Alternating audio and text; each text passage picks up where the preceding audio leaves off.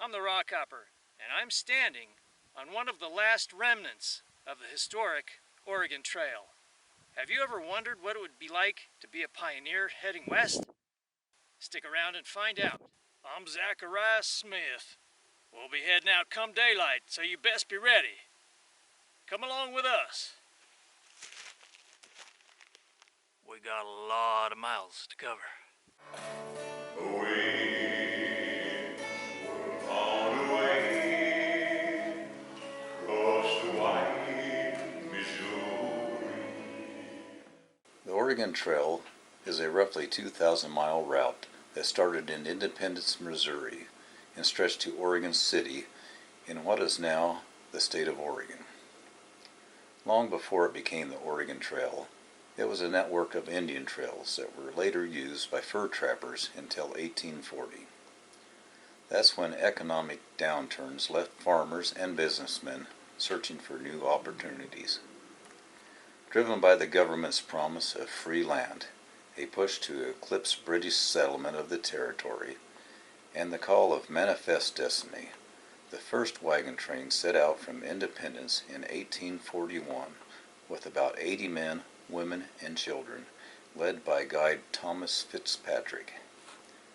In 1843, the first major wagon train set out with about 1,000 people and 120 wagons, on a journey that would usually take 5 to 6 months. They rode prairie schooners, named as such due to their covers resembling ships' sails drifting across the horizon.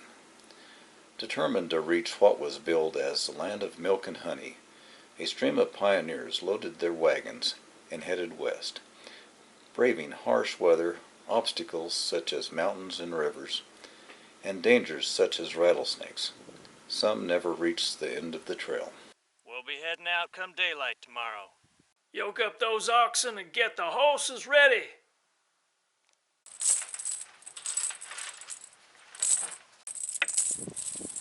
Let's get the covers back on these wagons. We got miles to do and a long way to go.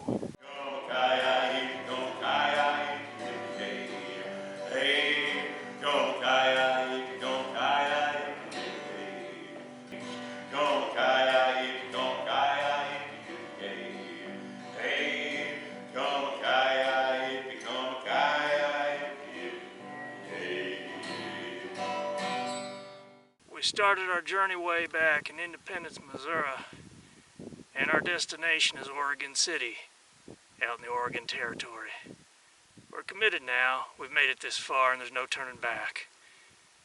We'll get there even if it kills us, and it just might. Most of us are traveling in prairie schooners, like this one. They're smaller and lighter than the Conestoga wagons. You might think that we spend most of our time riding in the wagons, but we don't. We spend much of our day walking alongside the wagons. We can lighten the load for the oxen that way.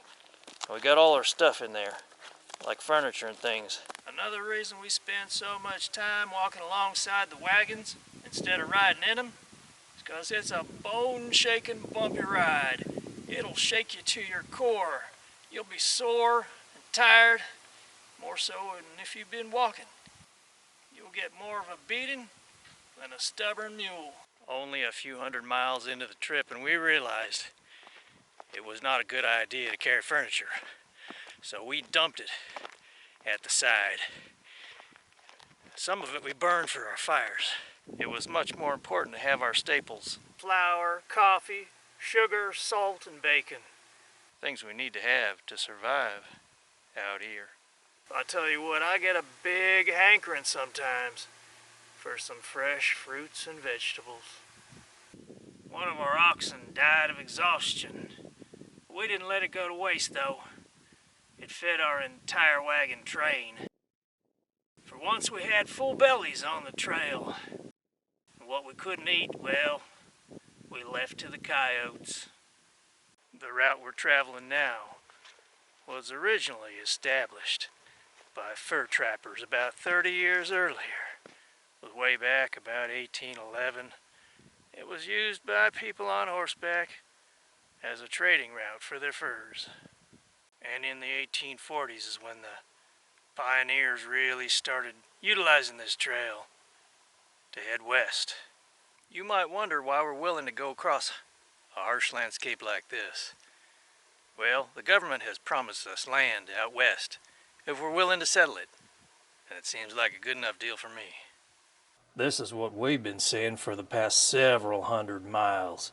It's been hot, it's been dusty, it's been dry. But now there's a chill in the air. October's here. We hoped to make it by September, but that didn't work out. It's been tougher going than we expected. We'll just be glad to get there. A lot of people have perished on this trail. We gotta get there before the snow and rains of winter hit. Winter's not far away. And we've still got hundreds of miles to go.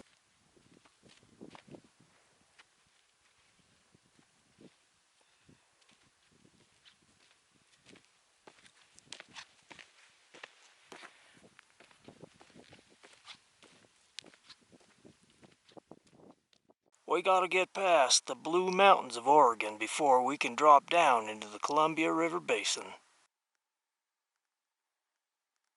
As we head west, snow-capped peaks accompany us to our right. And there are mountains to our left as well. On occasion we will pass a broke-down wagon that's been abandoned. Most of the time though, we'll try and improvise a part or put something together to keep those wagons going. At the end of the day, get a fire going, put on the skillet, throw in some bacon, make some biscuits and bake them up. In a Dutch oven maybe. And that'll be our dinner sometimes. Occasionally we'll go out and we'll hunt some fresh game. Get a rabbit maybe. Maybe something a little larger. Feed all of us. We do what we can out here. After we've had our supper, we might sit around the campfire and sing a few songs. Well, I fought the biggest battle that was ever on Bunker Hill. Yes, I fought the biggest battle that was ever on Bunker Hill.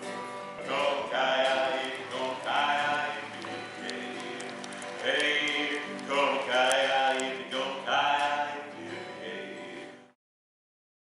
Tell some tales. We might even dance a little. Helps lift our spirits and make us feel a little better. Forget about the hardships of being on the trail. Some wagon trains make a decision to continue every day. Others, such as ours, decide to observe the Sabbath. Take a day of rest. We'll read verses from the Bible. We might mend clothes. Fix things up a bit. Just take a much needed break. Even though we've lost a few of our people along the way, we still ask the good Lord for continued safe passage and to look over us for the rest of the journey.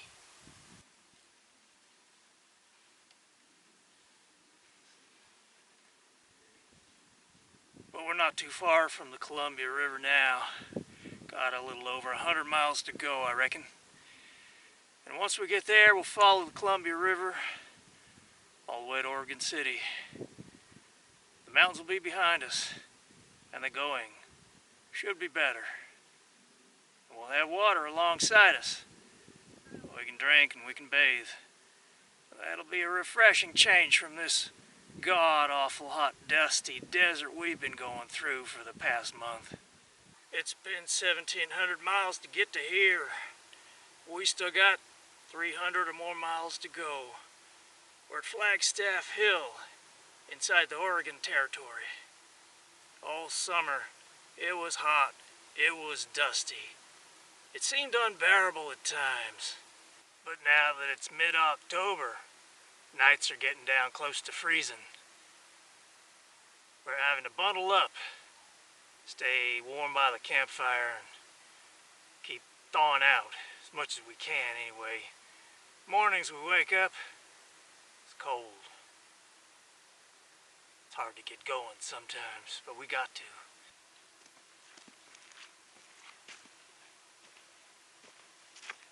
Going through this part of the Oregon Territory, every day we start smelling like sagebrush, and the wagons too as we plow through all of it. It's not a bad smell though, it's kind of a nice scent. There seem to be a lot of accidents that happen along the way. Accidental gunshot wounds, people dying that way. Of course, there's always drownings crossing the rivers. Cholera has been the #1 killer on the trail, but there are other diseases that take their toll as well, like dysentery. I lost my youngest daughter to cholera. We had to bury her in an unmarked grave beside the trail. And instead, my Annie Laurie gave me her cross. Gave me her promise true, and never forget shall I. And for a bonny Annie Laurie, I will live young and die. Her eyes were like dewdrops, her neck so like a swan, and her brow, it was the fairest that e'er the sun shone on. There's people, especially children, that accidentally get in front of the wheels and get run over and die. Conflicts with Indians are rare out here. In fact, we've hardly seen any, and the few we have seen have been very peaceful. This is the stark and barren country that the immigrants passed through on the trail. Take a moment to really contemplate that. Aside from a few Native Americans, there weren't many people out here. This landscape was alien to those from the Midwest and the East, and must have seemed harsh and unforgiving compared to the relative comfort from which they'd come. The rivers and lush forests of the East replaced by the desolation of the West. On away across the wide Missouri, that old Missouri, she's a mighty river, way rolling river. All the Indians camp along her border. Away, we're bound away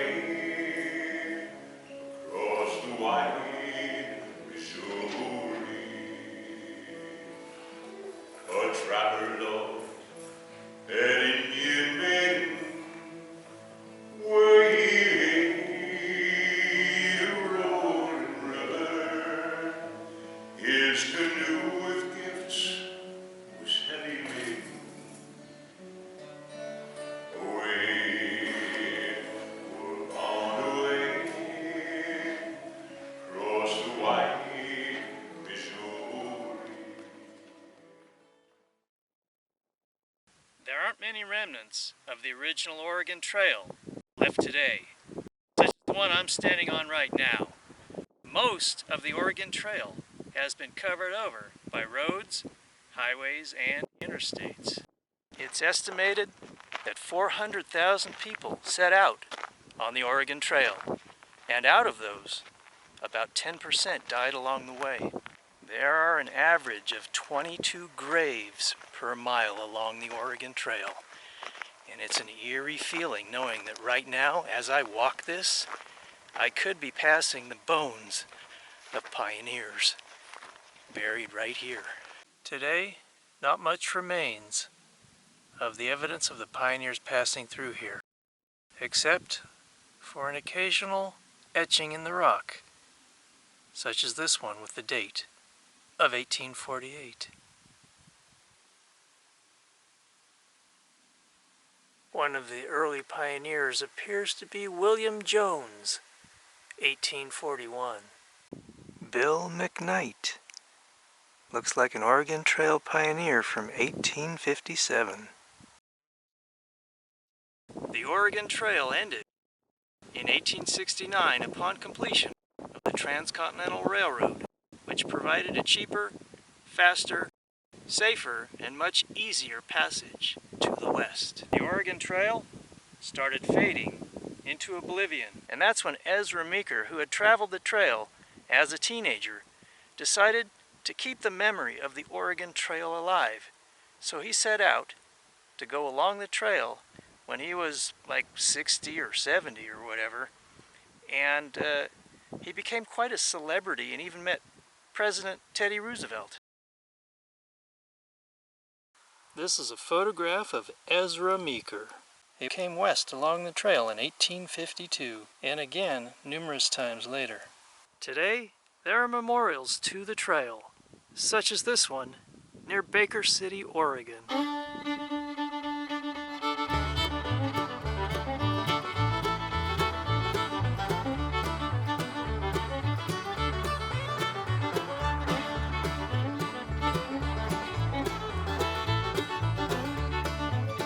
He wanted us to keep the memory of the Oregon Trail alive, and now we have memorials not only to the trail, but to Ezra Meeker too. Here's a newspaper article from 1927 on Ezra Meeker that I found pasted on an old shed. Occasionally you might find one of these concrete markers indicating where the Oregon Trail once was. Sometimes you'll find a fiberglass marker such as this one. Most of the signs have been shot up or run over.